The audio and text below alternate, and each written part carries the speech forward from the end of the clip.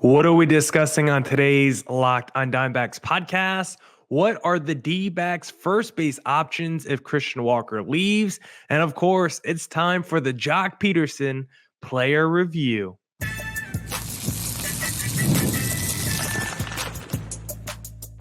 You are Locked on Diamondbacks, your daily Arizona Diamondbacks podcast, part of the Locked on Podcast Network, your team every day. Welcome into the Locked on Diamondbacks podcast, part of the Locked on Podcast Network, your team every day. Listening to who? The always charismatic host of this podcast, Millard Thomas. I'm a multimedia journalist and I'm a graphic designer. So please go check out my website, millardthomas24downmyportfolio.com. On there you can see all my latest work, from my packages to my articles to my photos and my graphic design.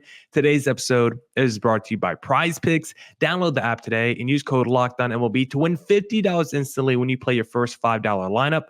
Prize Picks, run your game. On today's Locked on Diamondbacks podcast, we'll be talking about the D-backs' future payroll flexibility. What kind of moves can the D-backs make over the next few years? Looking at first base options if Christian Walker leaves. And of course, wrapping up the podcast with another player review. Today, we're talking about Job Pederson. So a whole bunch I want to talk to you guys about today. But first, I want to say thank you for making Locked on Diamondbacks your first listen every day. I would not be able to do this podcast without you, my loyal listeners, sharing, subscribing, reviewing, doing all that so I could do this podcast for you. Thank you. It's free. It's available on all platforms. So please continue to tell your friends. And one of those platforms is YouTube. Please hit subscribe to Locked on Diamondbacks on YouTube. All right. Now let's get into the Locked on Diamondbacks podcast. Let's talk about the D-backs' future payroll flexibility, because I was on the D-backs SPO track looking at their multi-contract situation, and I just want to kind of figure out who the next guy up was that the D-backs are going to extend. Were there any options coming up? Anybody almost done with arbitration? Anybody almost up with their contract? Are there any bad deals on the books for the D-backs, right? How many movable contracts there are? And just going through the books for the D-backs, I think this D-backs team is set up to be in the mix for the next few seasons. Does that mean they're going to make the playoffs or win the World Series every year? No, because we saw this year, you got the best offense in the sport, win 89 games, and still miss out on the postseason. So the D-backs have to clean up the mistakes that led to the failure of the regular season this year, or at least the failure at the end of the regular season. But with the way the D-backs contracts are set up the next few years, there's a lot of flexibility that the D-backs can do. And to be honest, for the most part, the group that we saw from the D-backs this past season, most of that core should be coming back over the next few seasons, but we'll talk about the guys that could potentially leave, because you look at your catcher's situation. Gabriel Moreno entering year one of arbitration next year. He's not going anywhere for the next few seasons, right? Unless the D-backs trade one of these guys, most of these guys aren't going anywhere because so much of this team is under arbitration, right?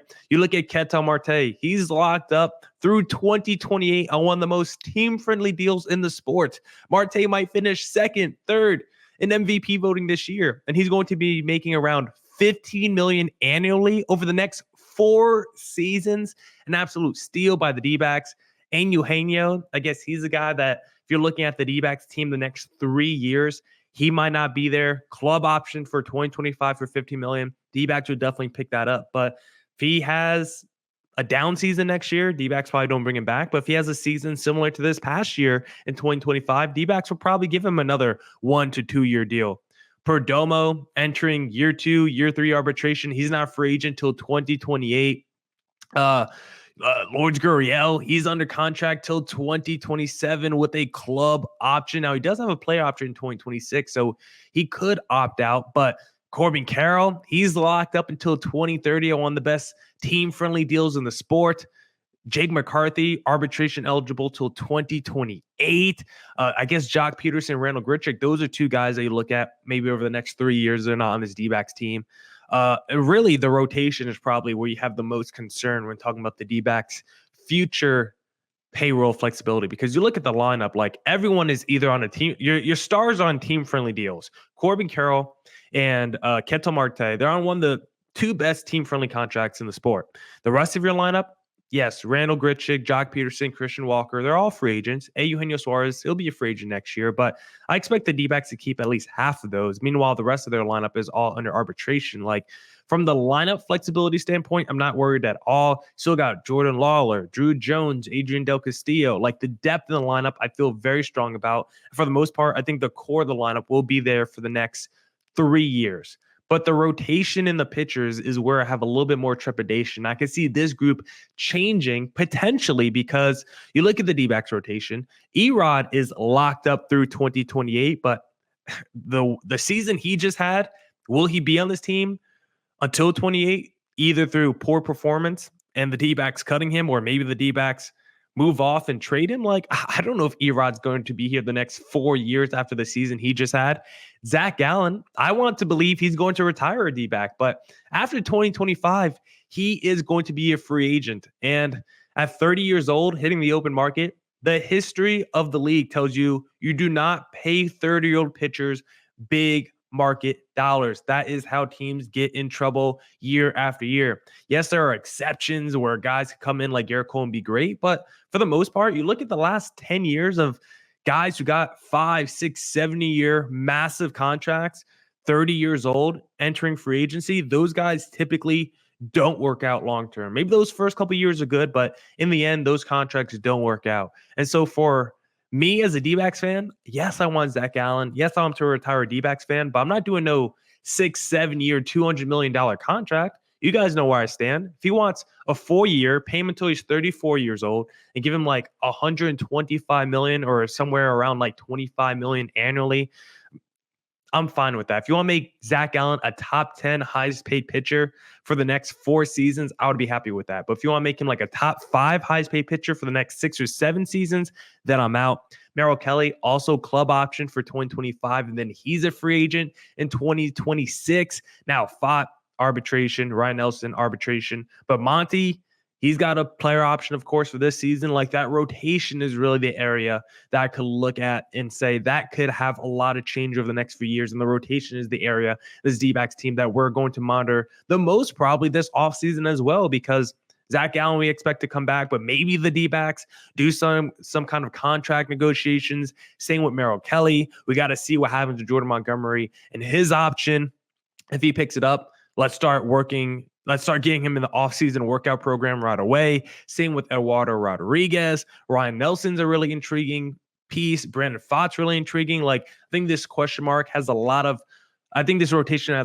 of question marks right now. Some will be answered this offseason, and some will be answered over the next few years. And just looking at this D-backs team, the payroll, the lineup, I think, will be there for the most part, but the rotation, I can't say the same. Looking at the bullpen, I mean, bullpens are always ever changing, so that's why we're not really going to touch on the bullpen so much.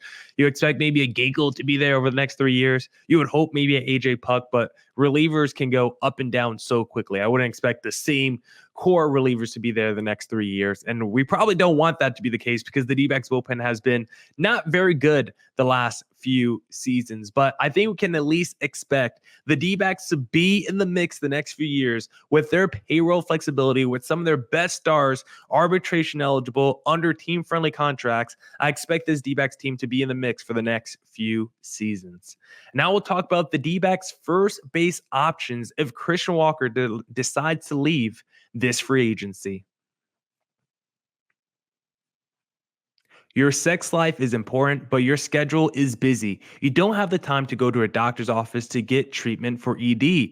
Through HIMS, you can get a personalized ED treatment without stepping foot outside your door.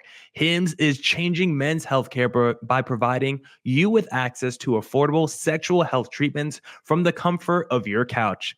HIMS provides access to a range of doctor-trusted ED treatments like chewable hard mints and Viagra and Cialis, and they're generics for up to 95% cheaper. The process is 100% online, so there's no need for uncomfortable doctor visits, no insurance is needed, and one low price covers everything from treatments to ongoing care. Start your free online visit today at hims.com/lockedon. That's HIMS.com/lockedon for your personalized ED treatment options.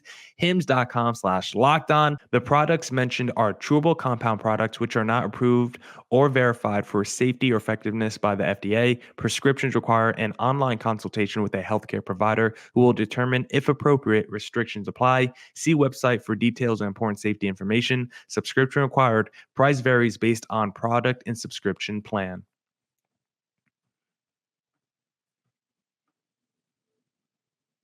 All right. Let's get back to the Locked On Diamondbacks podcast. Let's discuss the D-backs first base options if Christian Walker decides to leave, because, guys, I got to tell you, it gets pretty dicey pretty quick if the D-backs don't bring back Christian Walker, because there's really like only one other guy I might accept off the free agent list. Maybe one other dude potentially who we'll talk about. But you look at the D-backs free agent options for first base after Christian Walker, and it is a little up and down. You got former friend Paul Goldschmidt out there.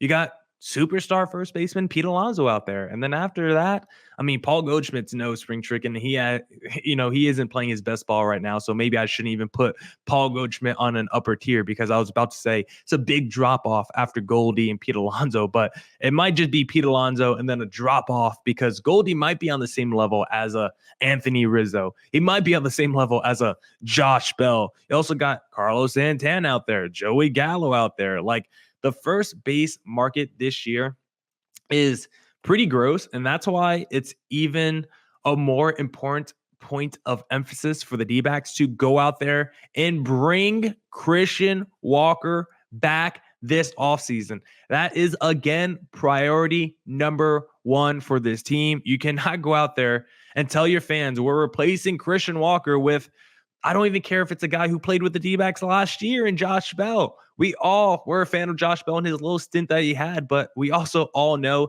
Josh Bell can't do it for a full season. And it feels like if he had another 40, 50 games with the D-backs, his numbers would have fallen off a cliff.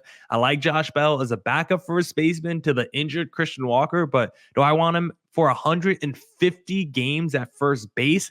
I definitely don't.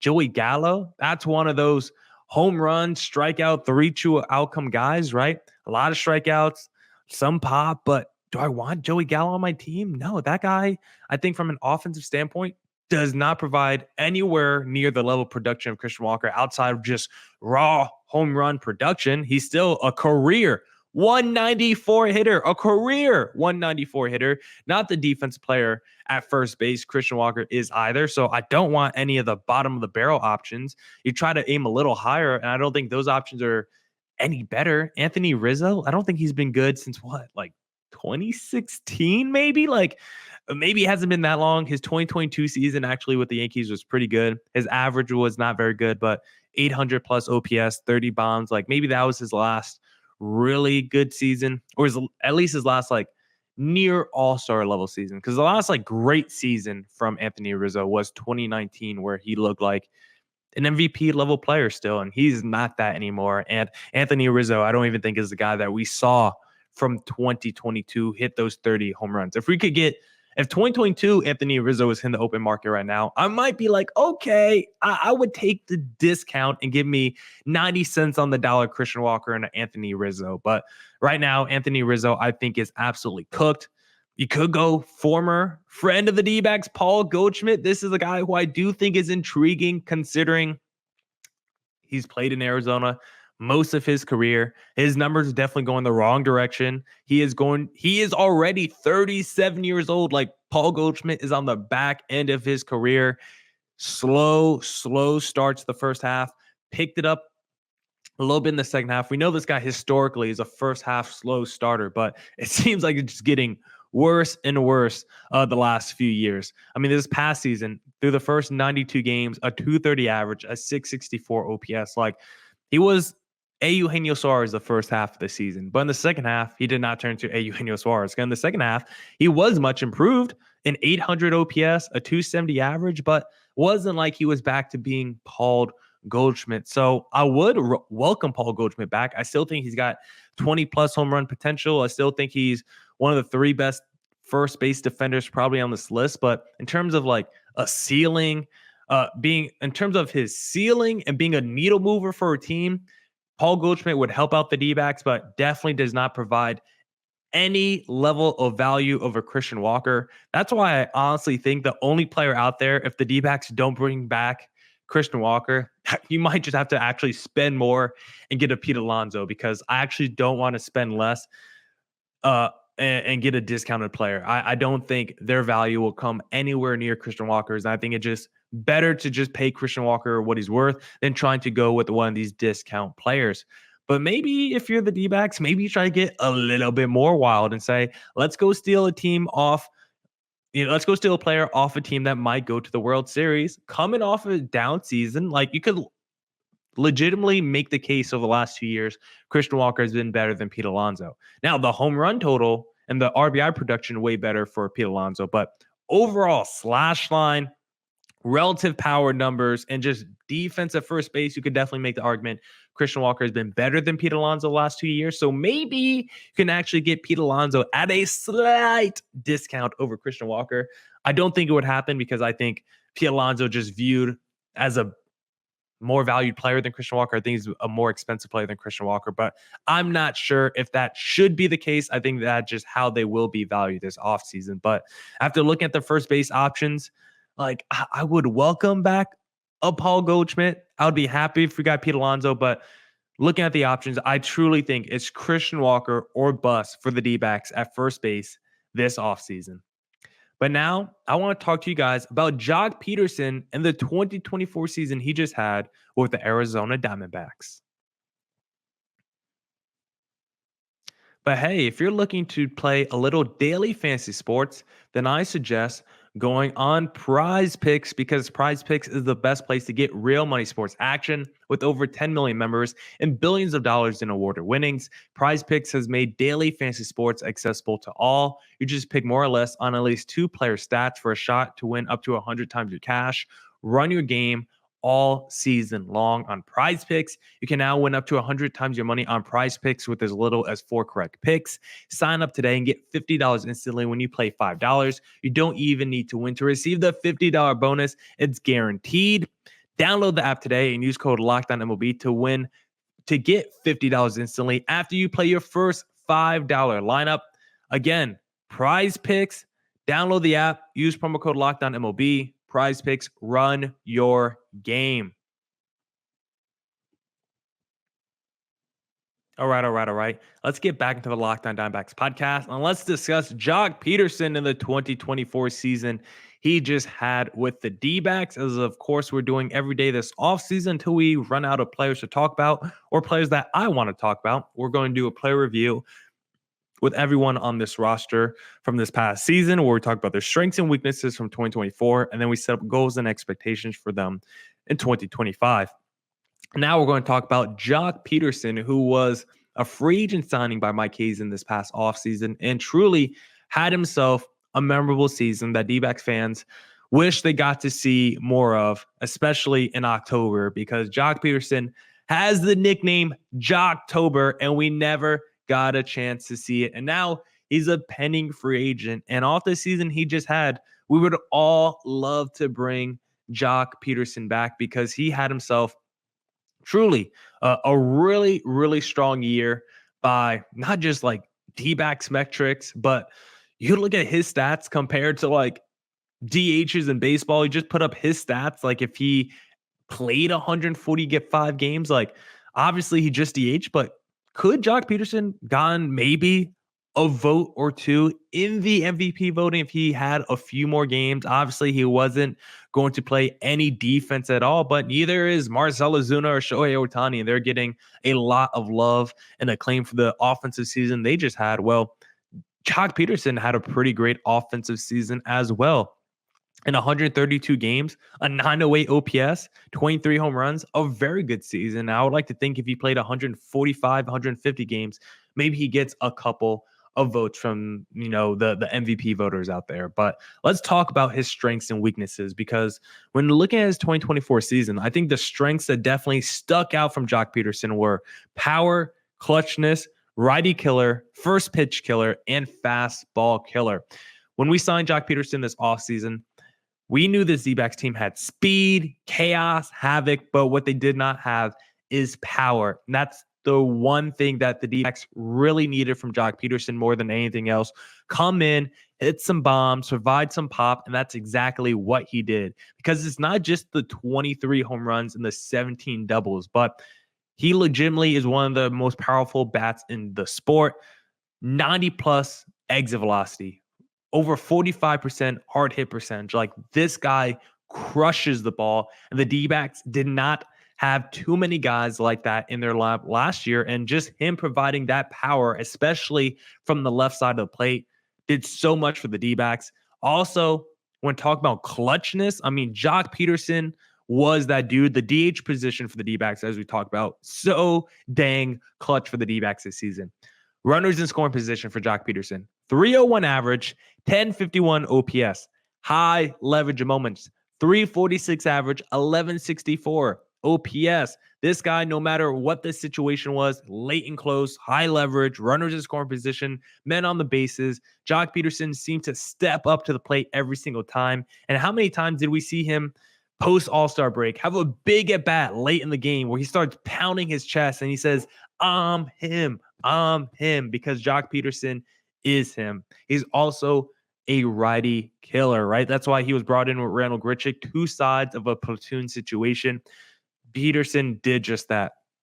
281 average and 923 OPS against righties. Now, would have liked to see him against some lefties. I know Torey Lovullo is so against the lefty on lefty matchup, but I would have liked to see it a little bit more. He had a 750 OPS against lefties, so not terrible. He had a 405 OBP against lefties. So the plate discipline is always going to be there for Job Pederson. Maybe the overall production is not there against lefties. He might not have the pop.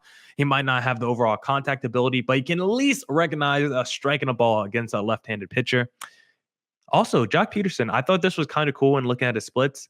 He's the first pitch killer. When he swings at the first pitch, Job Pederson's batting 310 and has a 965 OPS. Just overall on the first pitch, whether he swings or take it, his slash line on the first pitch, 421 average and a 1472 OPS. This guy murders the first pitch that he sees. And so Job Pederson, I like the fact that he gets going early. Not wait for that pitcher to settle in. Imagine you have a couple of runners on. You see Job Pederson stepping up to the plate. The first pitch you throw, he crushes it over the fence. Like, that's such a demoralizing feeling for an opposing pitcher. Absolutely love Job Pederson. And the last thing he did really good this past season, fast ball killer. 312 average against the fastball. But the thing that really stands out, 636 slugging against the fastball. That is basically Barry Bond level power against the fastball. And so when thinking about his strengths from this past season, what the D-backs needed from him, he did absolutely everything. Power, clutchness, killed right-handed pitchers, killed fastballs, like everything we wanted, he did. But what were some of the weaknesses from Job Pederson this past year? Well, we said he's a fastball killer. He likes going against power pitchers, but pitchers that he struggles against, ground ball pitchers. If you're a sinker ball, like to throw it in the bottom of the zone, that's where Job Pederson struggled, because against ground ball pitchers this past year, 182 average and a 685 OPS.